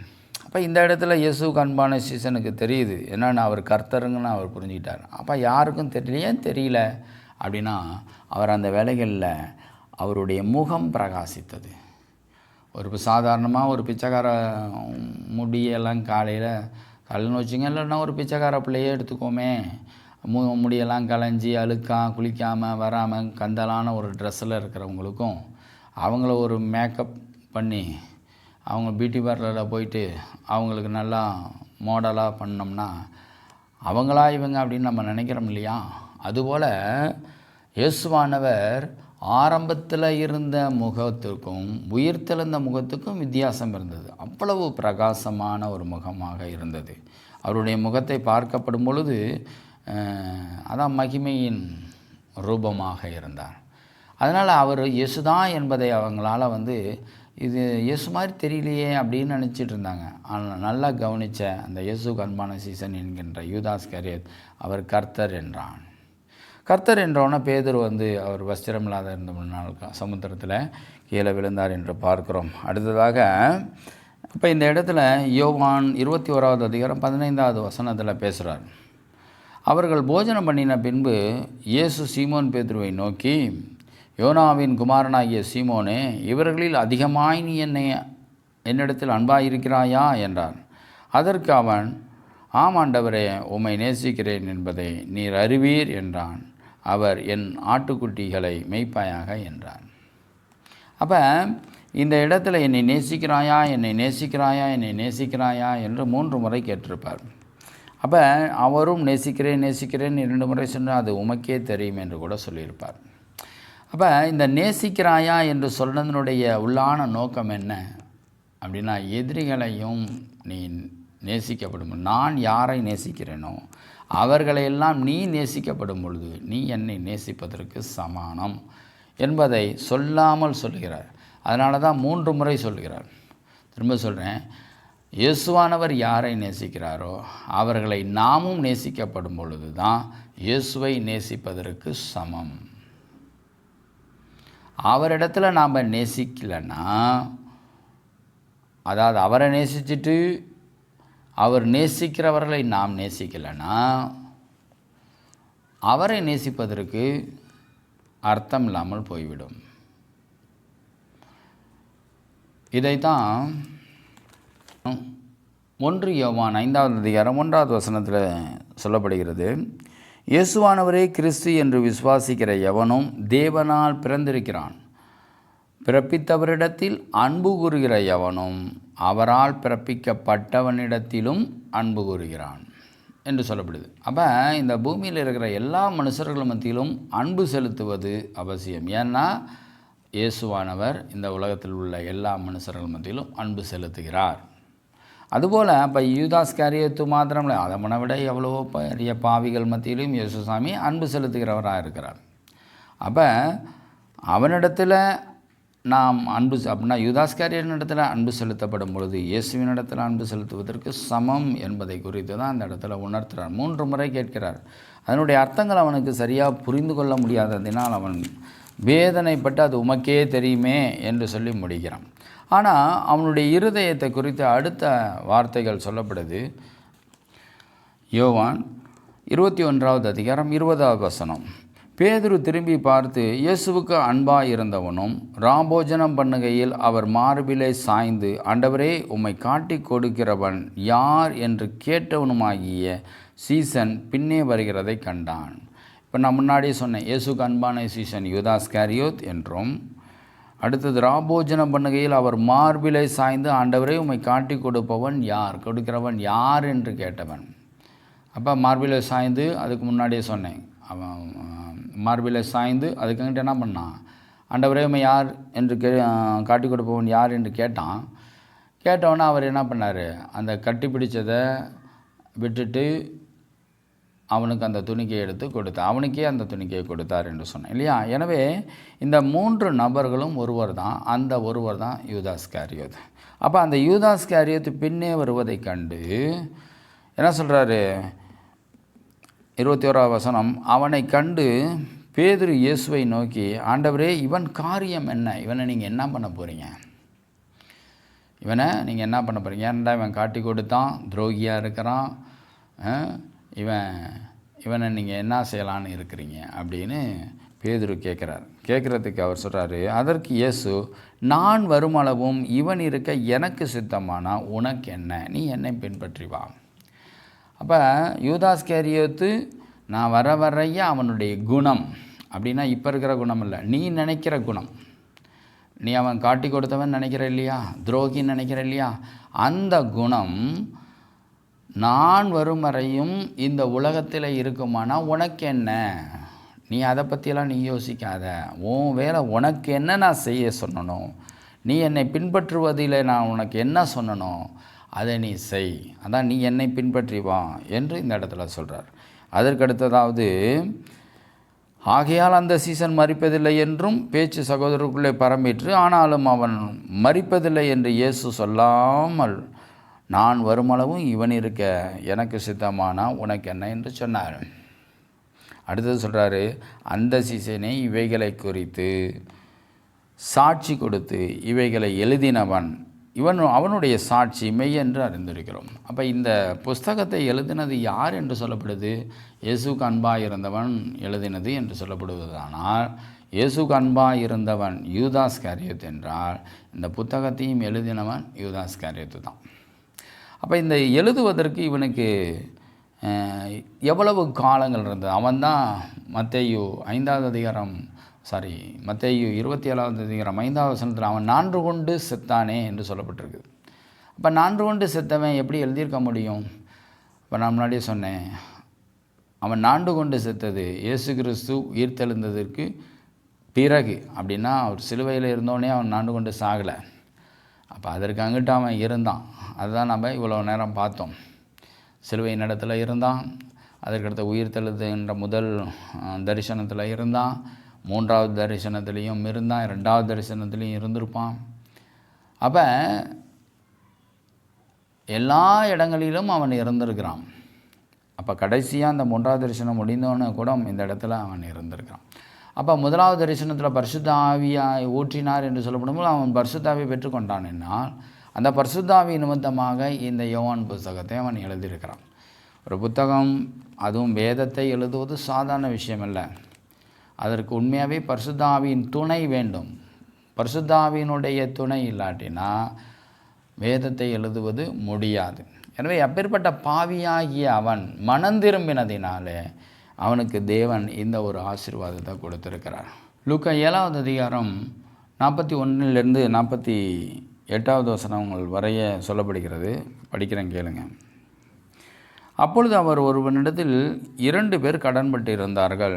ஒருவன் 5 வெள்ளிக்காசும் ஒருவன் 500 வெள்ளிக்காசும் மற்றவன் 50 வெள்ளிக்காசும் கொடுக்க வேண்டியதாக இருந்தது. கொடுக்க அவர்களுக்கு நிர்வாகம் இல்லாத போது இருவருக்கும் கடன் மன்னித்து விட்டான். இப்படி இருக்க அவர்களில் எவன் அவனிடத்தில் அதிக அன்பாயிருப்பான், அதை சொல் என்றார். சீமோன் பிரதியுத்தரமாக, எவனுக்கு அதிகமாய் மன்னித்து விட்டானோ அவனே அதிக அன்பாயிருப்பான் என்று நினைக்கிறேன் என்றான். அதற்கு அவர், சரியாய் நிதானித்தா என்று சொல்லி என்று சொன்னார்.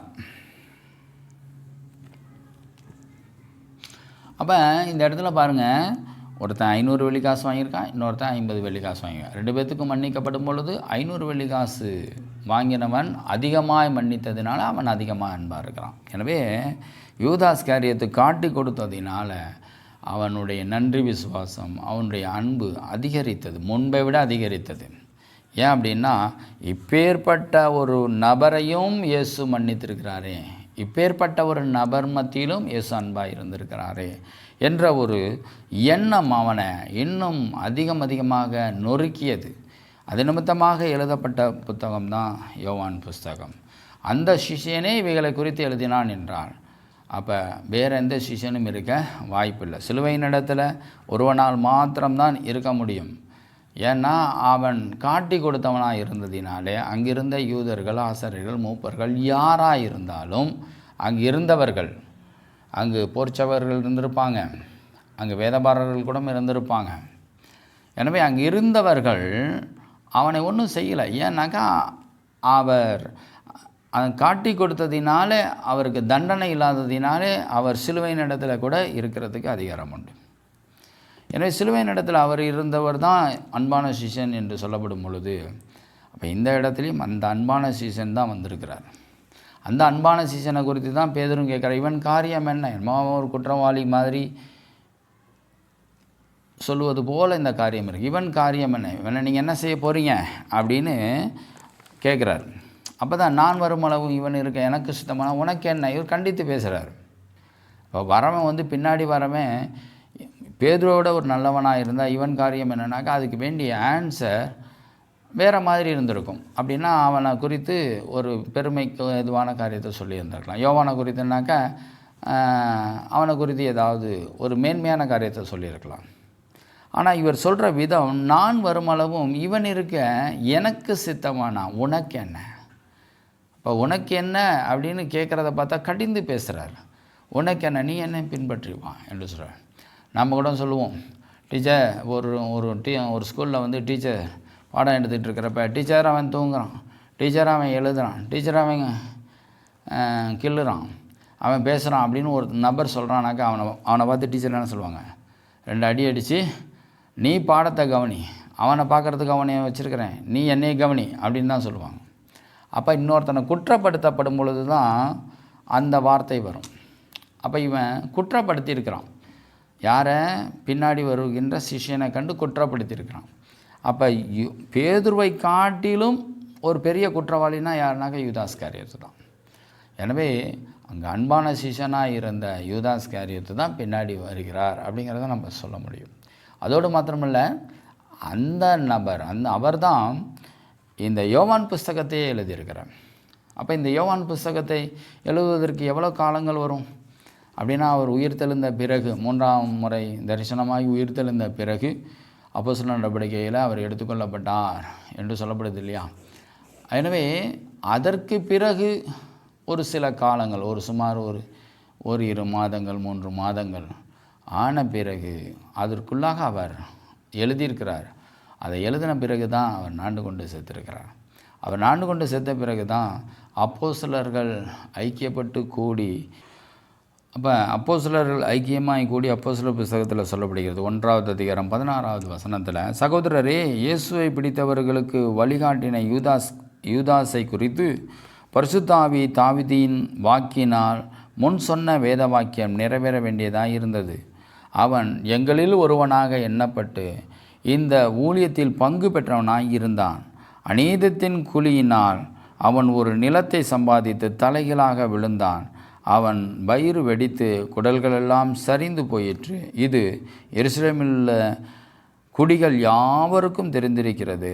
அதனால் அந்த நிலம் அவனுடைய பாஷையிலே இரத்த நிலம், அவர்களுடைய பாஷையிலே இரத்த நிலம் என்று அர்த்தங்கொள்ளும் அக்கல்தாமா எண்ணப்பட்டிருக்கிறது என்று இந்த இடத்துல சொல்லப்படுது. அப்போ இந்த இடத்துல நடந்த சம்பவங்கள் உள்ளாகவே இந்த யோவான் புஸ்தகத்தை எழுதியிருக்கிறார். அதே சமயத்தில் இப்போ ஏன் அவர் நாண்டு கொண்டு சாகணுங்கிற ஒரு கேள்வி இருக்குது. நாண்டு கொண்டு செத்தவர் பரலோகத்தில் இருப்பாரா? நாண்டு கொண்டு இவ்வளோ சரி, இவ்வளோ நல்லது செஞ்சுருக்காரு, இவ்வளோ ஒரு மனம் திரும்பியிருக்காருன்னா ஏன் நாண்டு கொண்டு சாகணும்? பொதுவாகவே நாண்டு கொண்டு செத்ததற்கு ஒரு நோக்கம் என்ன? இதற்கு பிறகு அவர் ஒரு ஊழியக்காரனாக இந்த பூமியில் ஊழியம் செய்ய முடிஞ்சிருக்குமா? இயேசுவை பற்றி, இயேசு சாமி நமக்காக வந்தார், பிறந்தார், மரித்தார், உயிர்த்தார், அவரை காட்டி கொடுத்த ஒரு நபர் இருந்தான் அப்படின்னு சொல்லிட்டு அந்த நபர் நான் தான் அப்படின்னு சொல்ல முடியுமா? அப்படி சொன்னால் என்ன பண்ணுவாங்க? அப்பேற்பட்டவரை காட்டி கொடுத்தியா அப்படின்னு சொல்லிட்டு அவருடைய சுவிசேஷத்தை, அவருடைய ஊழியத்தை ஏற்றுக்கொள்வாங்களான்னா நிச்சயமாக ஏற்றுக்கொள்ள மாட்டாங்க. ரெண்டாவது, இந்த 11 அப்போஸ்தலர்களும் இவரிடத்துல மிகவும் வெறுப்புணர்வுகளாக இருந்தாங்க. இயேசுவை நீ காட்டி கொடுத்ததுனால இனி உனக்கு ஐக்கியம் இல்லை, நீ வெளியில் போ, நீ காட்டி கொடுத்தவனை வச்சுட்டு நம்ம எப்படி ஊழியம் பண்ணுறது, அல்லது காட்டி கொடுத்தவனை மன்னிக்கின்ற அந்த சுபாவம் இல்லை. அதுதான் பேதுரு கூட ஒரு இடத்துல மத்தேயு 18வது அதிகாரம் 21-22வது வசனம், அப்பொழுது பேதுரு அவரிடத்தில் வந்து, ஆண்டவரே, என் சகோதரன் எனக்கு விரோதமாய் குற்றம் செய்து வந்தால் நான் எத்தனை தரம் மன்னிக்க வேண்டும்? 7 தரம் மட்டுமோ என்று கேட்டான். அதற்கு இயேசு, 7 தரம் மாத்திரமல்ல, 770 தரம் மட்டும் என்று உனக்கு சொல்லுகிறேன் என்றான். அப்போ இவருடைய இருதயம் கடினமாக இருந்ததினால அவர் ஒரு வார்த்தை வைக்கிறார், 7 தரம் மட்டும்தான் மன்னிக்கணுமா?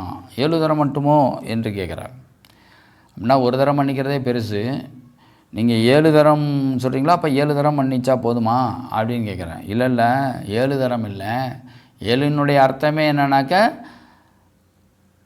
கண்டினியூவாக மன்னி, தொடர்ந்து மன்னி, மன்னிப்பு கேட்கப்படும் பொழுது மன்னித்து கொண்டே இரு. அப்படின்னா அதுக்கு முடிவில்லா மன்னிப்பு என்று சொல்லப்படுது. 7 என்பது ஒரு முழுமை, முடிவில்லாமல் மன்னித்து கொண்டே இரு. 7 தரம் மட்டுமோ அப்படின்னு சொல்கிறப்ப, அப்போ ஆண்டவர் சொல்கிறாரு 7 தரம் மட்டும் இல்லைப்பா, 770 தரம் என்று சொல்கிறார். அப்படின்னா கண்டினியூ, முடிவில்லாத ஒரு மன்னிப்பு. அப்போ அவருடைய இருதயம், அந்த பேதுருவினுடைய இருதயம் என்னவாக இருந்ததுன்னா, மன்னிக்கிற சுபாவம் போதுமான அளவுக்கு இல்லை, கணக்கு போட்டு மன்னிக்கிற மனநிலைகள் தான் இருந்தது. அப்போ அப்பேற்பட்ட ஒரு நபர், அதுவும் இயேசுவை காட்டி கொடுத்த ஒரு நபரை, அப்படின்னா யூதாஸ் காரியோத்தை மன்னிக்கிறது அவ்வளோ ஈஸியாக மனசில் பதியுமா? இன்றைய நாட்கள்லேயே 2000 வருஷங்களான பிறகே இன்றைக்கி அநேக பாஸ்டர்கள் மத்தியிலும் சரி, விசுவாசிகள் மத்தியிலும் சரி, அவன் அறிக்கையிட்டால் அவனை மன்னிச்சிருவோங்கிற மனநிலையே போதுமான அளவுக்கு இல்லை. அப்போ அந்த நாட்களில் அதுவும் நெருக்கமாக இயேசுவோடு பழகின 12 அப்போஸ்தலர்களுக்கு, அதில் 11 அப்போஸ்தலர்கள் யூதாஸ் காரியத்தை மன்னிக்கணும்னா அது எவ்வளோ ஒரு அந்த அந்த இருதயம் வருவதுங்க என்பது கஷ்டம், கடினம். அதனால் அவர்களுடைய இருதயம் அந்த நேரங்களில் மன்னிக்கிற எண்ணங்கள் இல்லை.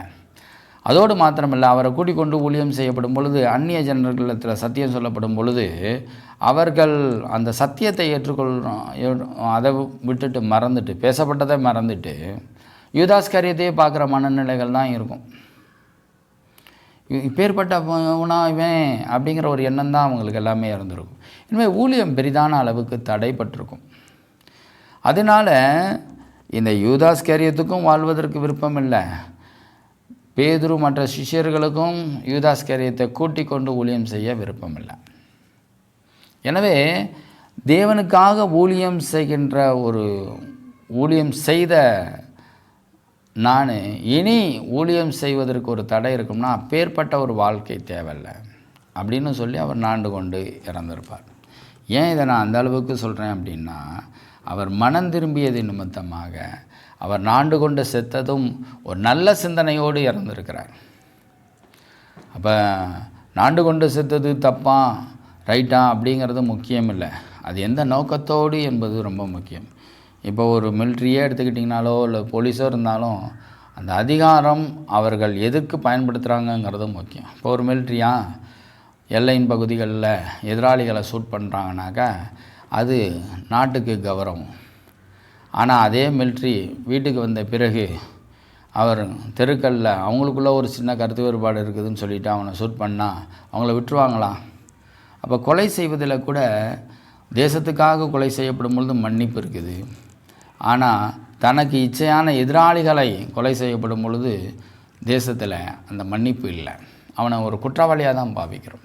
அது மாதிரி சூழ்நிலைகள்னால் நான் தேவனுக்கு ஊழியம் செய்யாத ஒரு இடத்திற்கு வந்த பிறகு நான் இருந்தால் என்ன இறந்தால் என்ன ஒரு மனநிலை வெறுப்பு அந்த யூதாஸ் காரியத்தின் மத்தியில் வந்ததினால இனி இருப்பதை விட இறப்பது மேல் என்று சொல்லி அவர் இறந்திருக்கிறார். எனவே அதை நாம் அதனால் அவர் நரகத்துக்கு போவார் என்று சொல்ல முடியாது. ஒருவேளை அப்பேற்பட்ட ஒரு வாக்குவாதம் இருக்குமானால் அந்த வாக்குவாதத்தை நாம் செய்யணும் அவசியம் இல்லை. ஏன்னா நியாயந்திருக்கிறவர் தேவன்.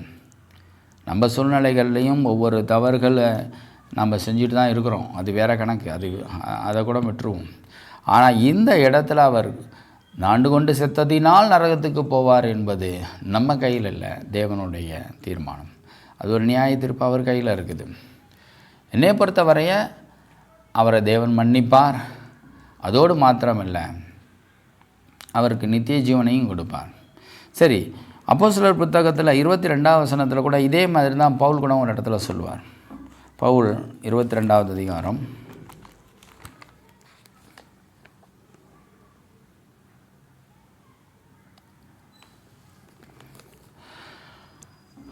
அப்போஸ்தலர் புத்தகத்தில் 22வது அதிகாரத்தில் பவுலும் இது போன்ற ஒரு காரியத்தை குறித்து சொல்லுவார். என்னன்னாக்கா, நான் இதுக்கு முன்பு துன்மார்க்கனாக இருந்தேன், சேவானை கொலை செய்கின்ற வேலைகளில் அவர்களுடைய வஸ்திரத்தை எல்லாம் நான் காவல் காத்து கொண்டு இருந்தேன். அந்த மாதிரியான ஒரு இயேசுவுக்கு விரோதமான ஒரு மனுஷனாக இருந்தேன். இயேசுசாமி என்னிடத்தில் முள்ளில் உதைப்பது கடினமாமே என்று என்னிடத்தில் பேசினார். அந்த வேலைகளில் என்னுடைய கண்கள் தெரியாமல் போனது. அப்புறம் அனனியாவை நிமித்தமாக என் கண்கள் தெரியப்பட்டது. தேவன் அவ்விதமாக எனக்கு அற்புதம் செய்தார் என்று அவருக்கு நடந்த சம்பவங்களை குறித்து அப்போஸ்தலர் 22வது அதிகாரத்தில் அவர் எல்லார் மத்தியிலும் பேசியிருப்பார். பேசப்படும் பொழுது கடைசியாக ஒரு காரியம் நடக்கும், அதை குறித்து நான் படிக்கிறேன், கேளுங்க. 22வது அதிகாரம் 22வது வசனம். இந்த வார்த்தைக்கும் அவனுக்கும் செவி கொடுத்தார்கள். இப்போ நான் சொல்லப்பட்ட காரியங்களைப் போல அவர் பேசினது எல்லாத்துக்கும் செவி கொடுத்தார்கள். பின்பு இப்படிப்பட்டவனை பூமியிலிருந்து அகற்ற வேண்டும், இவன் உயிரோடு இருக்கிறது நியாயமல்லவென்று மிகுந்த சத்தமிட்டு சொன்னார்கள். விதமாய் அவர்கள் கூக்குரலிட்டு தங்கள் மேல் வஸ்திரங்களை எறிந்துவிட்டு ஆகாயத்திலே புழுதியை தூற்றி கொண்டிருக்கையில் சேனாதிபதி அவனை கோட்டைக்குள்ளே கொண்டு வரும்படி கட்டளையிட்டு என்று சொல்லப்படுது. அப்போ இந்த இடத்துல ஸ்தேவானை கொலை செய்தேன், அப்பேற்பட்ட நான் ஒரு பாவி, ஆனால் இப்போ நான் மனம் திரும்பி இருக்கிறேன், இயேசுவை ஏற்றுக்கொண்டு இருக்கிறேன்னு சொன்ன காரியத்தை அவர் அந்த இடத்துல பிரசங்கிக்கப்படும் பொழுது அவர் நல்ல விதத்தில் தான் ஒரு சாட்சியாக தான் பிரசங்கித்தார். ஆனால் இந்த பிரசங்கத்தை கேட்டப்படும் பொழுது அங்கு இருந்தவர்களெல்லாம் சொல்கிறார், இவன் உயிரோடு இருக்கிறது நியாயமல்ல என்று மிகுந்த சத்தமிட்டு சொன்னார்கள். கொலை செய்யும்படியாக செய்யுங்க, அவன் அப்பேற்பட்ட காரியத்தை செஞ்சிட்டானா அப்படின்னு சொல்கிறார். அப்போ இப்போ ஒரு வஸ்திரத்தை காவல் காத்து கொண்டு இருக்கிறவனுக்கே இந்த மாதிரியான ஒரு தண்டனையை கொடுக்கும்படியாக உலக மக்கள் இருக்கிறாங்கன்னா, இயேசுவை காட்டி கொடுத்தவன் நான் தான் அப்படின்னு சொன்னால் அந்த ஆரம்ப நிலைகளில் இருக்கிற ஒரு விசுவாசிகளோ இயேசுவை ஏற்றுக்கொண்ட ஆரம்ப நிலைகளில் இருக்கிறவங்களோ இப்பேற்பட்ட ஒரு கொடுமைக்காரனா, இவனா சத்தியம் சொல்லுவது, இவனா ஒரு ஊழியம் பண்ணுவது என்ற ஒரு எண்ணங்களில் அந்த ஊழியங்கள் ஒரு உறுதியாக இருக்காது. அப்படின்னா யூதாஸ் காரியத்தினுடைய ஊழியம் உறுதியாக இருக்காது. அவனை அங்கீகரிப்பது குறைவாக இருக்கும். இதன் நிமித்தமாக தான், இந்த வேதனை நிமித்தமாக தான் அந்த யூதாஸ் காரியத்தானவர் அவர் தற்கொலை செய்தார். நல்லா இன்னொன்று விஷயம், இவன் செய்த ஒரு பாவத்தை இவன் மறைக்கிறவனாக இருந்தால் அவன் வாழ்ந்துட்டு கூட இயேசு சாமியை பற்றி சொல்லாமே வாழ்ந்துட்டு கூட போயிருந்திருக்கலாம். ஒருவேளை தேவன் அடித்தார் என்று சொல்லப்படுதுன்னா அவன் அந்த அளவுக்கு சபிக்கப்பட்டவன் என்று கூட சொல்ல முடியும். அல்லது சிஷ்யர்கள் அவனை அடித்தார்கள் என்று சொன்னால் கூட அவன் இன்னும் திருந்தலன்னு கூட சொல்லிக்க முடியும். அல்லது அவர்கள் பாவிகள் ஆகியிருப்பாங்க, அது வேறு கணக்கு. ஆக மொத்தம் இவனே தன்னுடைய பாவத்தை உணர்ந்து இனி நம்ம ஊழியம் செய்யாத ஒரு வாழ்க்கை, தேவனுக்கு பயன்படாத ஒரு வாழ்க்கை எதற்கு அப்படின்னு சொல்லி அவன் ஆண்டு கொண்டு செத்தான். எனவே அவன் ஆண்டு கொண்டு செத்ததுக்கு ஒரு நன்மைக்கு எதுவான ஒரு காரியம் என்று நான் நினைக்கிறேன். அந்த நன்மைக்கு எதுவான காரியமே இருக்குமானால் நிச்சயமாக அவனை தேவன் கைவிடுபவர் அல்ல. வேதத்தில் சொல்லப்படுகிறது, யோவான் புஸ்தகத்தில் 6வது அதிகாரம் 39வது வசனம் வாசிக்கிறேன். அவர் எனக்கு தந்தவைகளில் ஒன்றையும் நான் இழந்து போகாமல் கடைசி நாளில் அவைகளை எழுப்புவதே என்னை அனுப்பின பிதாவின் சித்தமாக இருக்கிறது என்று சொல்கிறார். அவர் தந்தவைகளில் ஒன்றையும் நான் இழந்து போகாமல், யார் அப்படின்னா 12 அப்போஸ்தலர்களே அவர் இழந்து போகவில்லை என்று இந்த இடத்துல சொல்கிறார். அதை தான் அது நிறைவேறினது என்று சொல்லப்படும்படியாக அதே யோவான் 18வது அதிகாரம் 9வது வசனத்தில், நீர் எனக்கு தந்தவர்களில் ஒருவனையும் நான் இழந்து போகவில்லை என்று அவர் சொல்லிய வசனம் நிறைவேறத்தக்கதாக இப்படி நடந்தது அப்படின்னு சொல்கிறார். இந்த சம்பவம் எதுக்காக சொல்கிறாருன்னா, இயேசுசாமி இப்படிப்பட்ட வேலைகளில் எல்லாரும் ஓடி போனார்கள் இல்லையா? அப்போ எல்லாரும் மீட்கப்பட்டிருக்காங்க. யாரையும் எண்ணி நிமித்தமாக அவங்களும் ஒரு குற்றவாளிகளாக அவர்கள் மரணம் அடையலை அப்படின்னு சொல்கிறார். அப்படின்னு சொல்லப்பட்டதாக இந்த இடத்துல சொல்லப்படுது. ஆனால் ஆக்சுவலாக இந்த வசனங்கள் இந்த இடத்துக்கு பொருத்தமான ஒரு வசனம் அல்ல. அதாவது எனக்கு தந்தவையில் ஒருவரையும் நான் இழந்து போகவில்லை என்று சொல்லப்பட்ட அந்த வார்த்தை ஆவிக்குரிய விஷயத்தில் நாம் யோசிப்போமானால் அவர்கள் எல்லாரும் நித்திய ஜீவனை அடைகிறார்கள். ஒருவன் கூட நரகத்துக்கு போகவில்லை. ஏன்னாக்கா இப்போ இந்த இழந்து போகவில்லை என்று சொல்ல போனாக்கா அவன் எல்லோரும் நான் உயிரோடு இருந்து சாதாரண ஒரு வாழ்க்கை, சாதாரணமாக அவர் இறந்தார்களா? இல்லையே. அவர் இறந்த பிறகு, அவர் உயிர் தெழுந்த பிறகு இந்த 11 அப்போஸ்தலர்களும் இரத்த சாட்சியாக மறித்த 10 அப்போஸ்தலர்கள் இரத்த சாட்சியாக மறித்தாங்க. ஒருவர் இரத்த சாட்சிக்கு நிகராக வயது சென்று தேவனுக்காக பெரும் கஷ்டங்களை அனுபவித்து யோவான் மரித்தார் என்று நாம் பார்க்கிறோம். அதில் ஒரு அப்போஸ்தலனாகிய யூதாஸ் காரியோத் நாண்டு கொண்டு செத்தான் என்பதையும் நாம் பார்க்கிறோம். எனவே இந்த நாண்டு கொண்டு செத்த நோக்கத்தை தான் நான் உங்களுக்கு முன்னாடியே சொன்னேன். எனவே மற்றவர்கள் ஊழியத்திற்காக அவர்கள் தாகத்தோடு மரணமே போனால், ஜீவனே போனாலும் பரவாயில்ல, மரணம் அடைவதை பெருசாக அவங்க நினைக்காமல் ஊழியம் செய்தவர்களாக இருக்கிறாங்கன்னா, அப்போ அவர்கள் யாரும் இழந்து போகாதவர்களாக, தேவனுடைய சித்தத்தை அவர்கள் செய்தவர்களாக இருக்கிறாங்க. ஒரு அருமைக்குரிய ஊழியக்காரர் ஒரு உவமையை ஒரு முறை சொன்னார். அப்படின்னா ஒரு தேவ மனுஷன் பல பேருக்காக ஜெபித்து கொண்டிருந்தார். அந்த ஜெபத்தை எல்லாம் தேவன் கேட்டார். ஆனால் ஒருவர் மாத்திரம் 30 வருஷமாக அவருக்காக, அவர் குடிக்காக, அவருடைய கெட்ட பழக்கங்களுக்காக ஜெபித்தார். ஆனால் அவர் திருந்தாமலே இருந்தார். கடைசியில் அவருடைய அந்த டைரியில் அவர் எழுதி வச்சுருந்தார், என்னுடைய எல்லா ஜெபத்தையும் தேவன் கேட்டார், ஆனால் ஒருவன் மாத்திரம் அந்த இடத்துல மனம் திரும்பல, அந்த ஒரு ஜெபத்தை தேவன் கேட்கல என்று வருத்தத்தோடு எழுதப்பட்டதாக அந்த டைரியில் சொல்லப்பட்டது. அப்போ அந்த நபர் உனக்காக தான் அவர் அதிக நேரம் ஜெபிச்சு நீ திருந்தாமல் இருந்த அப்படிங்கிறத அந்த நபர் கேட்கப்படும் பொழுது அந்த நபர் வருத்தப்பட்டு அவர் திருந்தினதாக சொல்லுவார். அப்போ அவருடைய ஜெபத்தை அவர் திருந்தினது நிமித்தமாக தேவன் கேட்டார். ஒரு சாதாரண ஒரு பரிசுத்தவான் அல்லது ஒரு நீதிமானுடைய ஜெபத்தையே பூரணமாக கேட்பாரானால் பிதாவினுடைய அனாதி தீர்மானத்திற்குட்பட்ட அந்த 12 அப்போஸ்தலர்களை அவர் திருத்துவதற்காக பிரயாசப்பட மாட்டாரா? அவர் அவ்வளவான பிரயாசப்பட்டார். இது தேவனுக்கு, இயேசுவுக்கு ஒரு மகிமையான ஒரு விஷயம். துரோகிகளையும் மன்னிக்கிற ஒரு விஷயம் அவரிடத்திலிருந்து நாம் கற்றுக்கொள்ள வேண்டிய ஒரு பாடம். ஆனால் நாம் இன்னும் அந்த மனநிலைகளில் இல்லாமல் தான் இருக்கிறோம். எனவே இயேசுவானவர் யூதாஸ்காரியத்தையும் ரட்சிப்புக்குள்ளாக கொண்டு வருவதற்கு அவர் அதிக பிரயாசப்பட்டார். அதை நம்ம வேதத்தில் இப்பொழுது நான் சொன்னதெல்லாம் நீங்கள் மறுபடியும் தியானிச்சிங்கன்னா கூட உங்களுக்கு புரியும். அந்த அளவிற்கான ஒரு கஷ்டப்பட்டார். எனவே அவர் மரணம் அடைந்தார். அவர் நாண்டு கொண்டு செத்தாலும் அது ஒரு நல்ல நோக்கமாக இருக்கும் என்று கருதுகிறேன். எனவே அவரும் நித்திய ஜீவனுக்கு பங்குள்ளவராக இருக்கிறார். எதுக்காக சொல்ல வரேன் அப்படின்னா, திரும்ப திரும்ப சொல்கிறேன், நாம் யாருமே யோகியவான் கிடையாது. அவனுடைய பாவத்தை மன்னித்தார்னா என்னுடைய பாவத்தை மன்னித்தாருங்கிறத நான் நம்புகிறேன். அவனுடைய பாவத்தை மன்னிக்கக்கூடாது, என்னுடைய பாவத்தை மட்டும் மன்னிக்கிறார் அப்படிங்கிறத அது சத்தியத்துக்கு புறம்பான ஒரு விஷயம். எனவே யூதாஸ்காரியத்தினுடைய பாவத்தை இயேசுசாமி மன்னித்திருக்கிறார். அதுபோல் நம்மளுடைய பாவங்களையும் மன்னிப்பார். ஆனால் அவர் மனந்திருந்தினது போல் நாமும் மனந்திரும்போது அவசியம். மனஸ்தாபப்பட்டது போல் திரும்ப கொடுத்தது போல் நாமும் தேவனுக்கு பிரியமாய் வாழ்வது கண்டிப்பாக அவசியம். எனவே இந்த இடத்துல யூதாஸ்காரியோத் இந்த குறித்து சொல்கிறாங்கன்னா, இழந்து போனவர் யாரும் இழந்து போகலை அப்படின்னு இந்த இடத்துல சொல்கிறார்.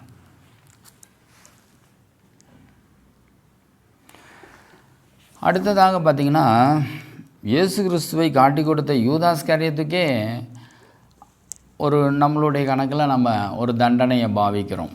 அவன் நரகத்துக்கு தான் போவான்னு சொல்கிறோம். அப்போ அவரை கொலை செய்த சேவகர்களாக இருக்கட்டும், இல்லை கொலை செய்வதற்கு ப்ரெஷர் கொடுத்த, அழுத்தம் கொடுத்த ஆசாரியர்களாக இருக்கட்டும், மூப்பராக இருக்கட்டும், பரிசேயர்களாக இருக்கட்டும், ஏன் டோட்டல் இஸ்ரவேலர்களாகவே இருக்கட்டும், அதில் சில கூட்டங்கள் இயேசு கிறிஸ்துவை மகிமைப்படுத்துகிற கூட்டமாக இருந்தது. சில கூட்டங்கள் இயேசு கிறிஸ்துவை கொலை செய்யும்படியான ஒரு கூக்குரலிட்ட கூட்டமாக இருந்ததை நம்ம பார்க்குறோம். அப்போ இந்த கூட்டத்தெல்லாம் குறித்து ஆண்டவர் என்ன சொல்லுவார்? அப்போ ஆண்டவர் என்ன செய்வார்? அப்போ அவர்களுக்கும் தண்டனை தானே. அப்போ இயேசு கிறிஸ்துவை கொலை செய்வதற்கு உறுதுணையாக இருந்த இஸ்ரவேலர்கள், யூதர்களை தேவன் எப்படி மன்னிப்பார்? ஆனால் வேதத்தில் நாம் அநேக பாஸ்டர்கள் நம்ம என்ன நினைக்கிறோம்? இஸ்ரவேலர்கள் ஒன்று கூடுவதற்காக ஜெபிப்போம், இஸ்ரவேலர்கள் மனம் திருந்துவதற்காக ஜெபிப்போம்னு சொல்கிறோம். அப்போ இஸ்ரவேலரில் ஒருவன் தானே யூதாஸ்காரியத்தும். அப்போ இவன் நரகத்துக்கு போகணும், இஸ்ரவேலில் மற்றவர்கள் எல்லாம் பரலோகத்துக்கு போகணும், அதுவும் கொலை செய்யப்பட்டவர்கள், இயேசுவை கொலை செய்தவர்கள்லாம் பரலோகத்துக்கு போகணும்னு சொல்லிட முடியுமா? அதான் சொல்கிறாரு. மத்தேயு 27 அதிகாரம் 25வது வசனத்தில் சொல்லப்படுது.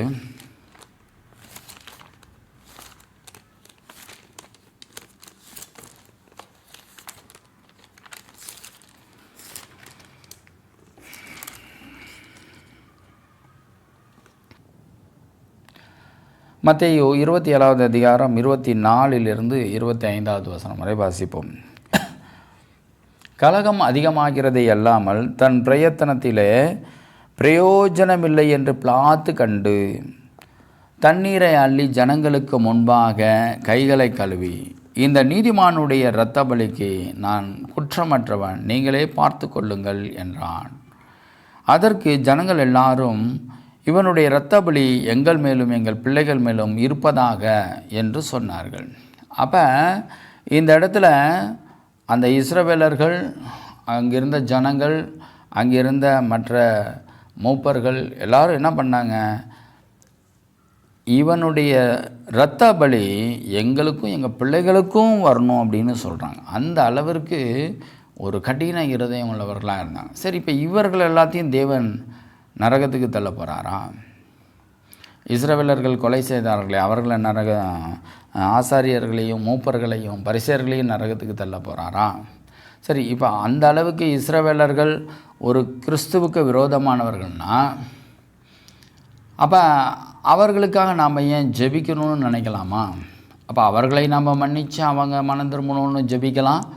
ஆனால் இந்த யூதாஸ்காரியத் மன்னிப்பு கேட்டவனை நம்ம மன்னிக்கிறதுக்கு மனசு வராத இருக்கிறோம்னா, அப்போ நம்மளுடைய இருதயம் ஒரு கிறிஸ்துவை நோக்கி தான் செல்லுதா?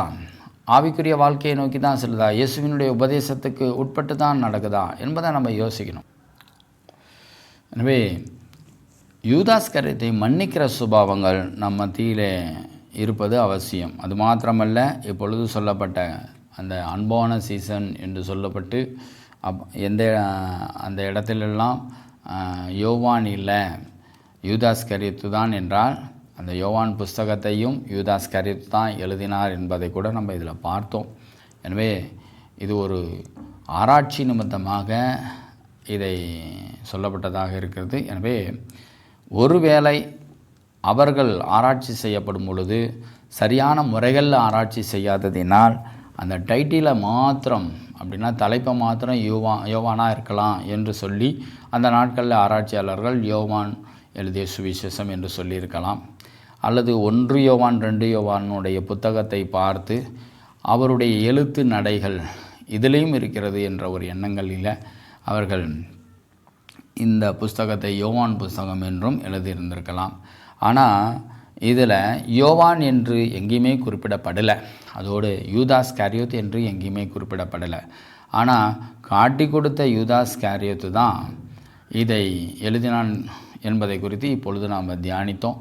அது மாத்திரமல்ல, ஏன் அப்போ யூதாஸ்காரியோத்து தான் எழுதினேன் அப்படின்னு சொல்லியிருந்திருக்கலாமே என்ற ஒரு கேள்வி கேட்கலாம். இப்போ யூதாஸ்காரியோத்து தான் இந்த புஸ்தகத்தை, யோவான் புஸ்தகத்தை எழுதினார் என்று நாம் நினச்சோம்னா அந்த நாட்கள்லேயே யோவான் புஸ்தகத்தை படிக்காமல் போனவங்க போயிருப்பாங்க.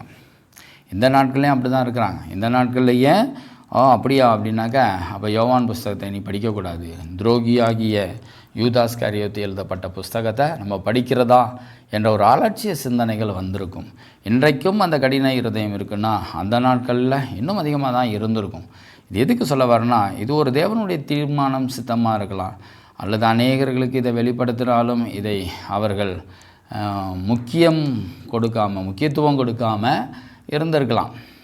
இது நான் எதுக்காக முக்கியத்துவம் கொடுக்குறேன் அப்படின்னா, பாவிகளையும் மன்னிக்கணும், துரோகிகளையும் மன்னிக்கணும், அப்பேற்பட்டவர்களுடைய அந்த உணர்வுகளை நாம் கனம் பண்ணணும். அப்படின்னா அவர் எழுதின அந்த புஸ்தகத்தை நாம் கனம் பண்ணணும். அவர் தான் எழுதினா. ஒருத்தவங்களுடைய பொருள் அவங்களுக்குரியதை விட்டுட்டு இன்னொருத்தங்களுது அப்படின்னு சொல்கிறது அது நியாயம் இல்லை. எனவே அவருடைய பொருளை அவருடையது என்று சொல்லப்படும் பொழுது அதை நாம் ஏற்றுக்கொண்டு அதை நாம் கனம் பண்ணப்படும் பொழுது தான் நம்மளுடைய வாழ்க்கை உண்மையாகவே ஒரு சரியான வழிகளில் போகுதுன்னு நான் நினைக்கிறேன். அதனால தான் இந்த புஸ்தகத்தை நான் எழுதுறதுக்கு ஆண்டவர் உதவி செய்தார். எனவே ஒருவேளை இதை நீங்கள் மறு ஆய்வு செய்வதற்கு அப்படின்னா அதுக்கு முன்பு அந்த ஆராய்ச்சியாளர்கள் யோவான் என்று சொன்னாங்க இல்லையா, இதை மறுபடியும் அதை ரிசர்ச் பண்ணுனா அதுவும் இது யோவான் இல்லை, யூதாஸ்காரியோத்து என்று புரிந்து கொள்ள முடியும் என்று நினைக்கிறேன். எனவே வர நாட்களில் ஒரு பாவியாகிய யூதாஸ்காரியோத்தை ஒரு மனம் திரும்பி இந்த புத்தகத்தை, யோவான் புத்தகத்தை எழுதினான் என்றால் நம்மளுடைய வாழ்க்கையிலும் மனம் திரும்பி நாம் கடவுளுக்கு பயன்பட முடியும் என்பதை விசுவாசிக்கிறேன். எனவே வர நாட்களாக வண்ணமாக செயல்படுங்க. இதில் ஏதாவது இன்னும் உங்களுக்கு கேள்விகள், இந்த வசனத்திற்கு இதுக்கு என்ன அர்த்தம், அந்த வசனத்துக்கு இதுக்கு என்ன அர்த்தம் என்று ஏதாவது ஒரு கேள்விகள் இருந்தால் ஃபோன் மூலமாக கூட நீங்கள் என்னிடத்தில் பேசலாம். என்னால் முடிந்த அளவிற்கு அதற்கு விளக்கங்களை கொடுக்குறேன். தேவன் தாமே ஆசீர்வதிப்பாராக. ஆமேன்.